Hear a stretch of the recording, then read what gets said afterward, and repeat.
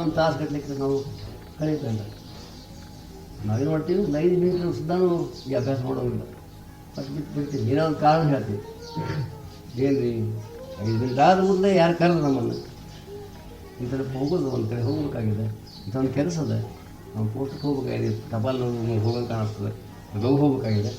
ಅದು ಈ ಒಂದು ಎಕ್ಕಸಿದ ಕಾರಣ ಹೇಳಿ ನಮಗೆ ಅಭ್ಯಾಸದ ಅಲ್ಲಲ್ಲಿ ಬಿಟ್ಟು ಹಿಂಗೆಲ್ಲ ನೋಡಿ ಅದೇ ನೋಡ್ಕೊಡ್ಬೇಕಾದ್ರೆ ಒಂದು ತಾಸು ಆನಂದ ಯಾಕೆ ನೀವು ಖರೇ ಶಾಂತಿ ಆನಂದ ಅಂತ ನಿಮ್ಗೆ ಕಂಡಿದ್ದಪ್ಪ ಅಂದರೆ ನೀವು ಲಘು ಬಿಟ್ಟು ಹೋಗ್ಬೇಕಾದ ನೀವು ನಿಮ್ಮ ಅನ್ಸಿದಿಲ್ಲೇ ಇಲ್ಲ.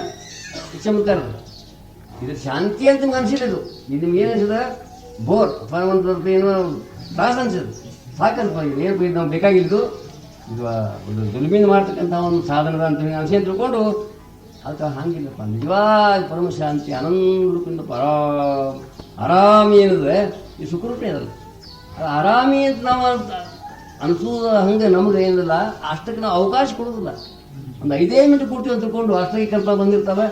ಅದು ಆ ಕಲ್ಪನಾ ದುಃಖ ನಮ್ಗೆ ಇದಾಗಿರ್ತದೆ, ತೆಗೆದು ಹಾಕೋದು ಆಗೋದಿಲ್ಲ ಎಲ್ಲ. ಮತ್ತೆ ಎದ್ದು ಬಿಡ್ತೀವಿ, ಉಳಿದು ಬದುಕಲಿ ಎದ್ದು ಬಿಡೋದು. ಧ್ಯಾನ ಮಾಡೋ ರೀತಿ ಎಲ್ಲ ಹಿಂಗೆ ಇರ್ತಾರೆ. ಒಂದು 5 ಮಿನಿಟ್ ಮಾಡೋದು, 10 ಮಿನಿಟ್ ಮಾಡೋದು, ಹಂಗೆ ಮಾಡಿ ಹಾಗೆ ಹೆಂಗಿಲ್ಲಪ್ಪ. ಅದಕ್ಕೆ ಧ್ಯಾನ ನಾವು ಕಡೆಗಾಡ್ಬೇಕಾಗಿದೆ, ಆಸ್ತಿ ನಮ್ಗೆ ಬರಬೇಕಾಗಿದೆ. ಅದಕ್ಕೆ ಎಲ್ಲ ತೆಗೆದು ಹಾಕಿ ಎಷ್ಟೋ ವೇಳೆಯಿಂದ ತಾಸು 10 ತಾಸು ಹಿಂಗೆ ಆರಾಮಲ್ಲಿ ನಿರ್ವಿಕಲ್ಪವಾಗಿ ಖರೇ ಪ್ರಯತ್ನ ಮಾಡಿದ್ರೆ ಹೋಗ್ತಾವೆ ಇಷ್ಟೇ. ಈ ಕಲ್ಪನಾ ಅಳೆಯಂಗಿಲ್ಲ ಅಂತ ಅಂತಲ್ಲ, ಕಲ್ಪನಾ ಹೋಗಿಲ್ಲ ಭಾಳ ಇದೆ ಅಂತ ಅಂತಲ್ಲ, ಅದು ಖರೆ ಅದ. ಏನೋ ಪ್ರಯತ್ನ ಮಾಡಲಿಲ್ಲ ಅದು ಹೋಗಿ, ಹೆಚ್ಚು ಪ್ರಯತ್ನ ಮಾಡಿದ್ರೆ ಹೋಗಿ, ಪ್ರಯತ್ನ ಮಾಡಿದ್ರೆ ಹೋಗಿ ಹೋಗ್ತಾವೆ.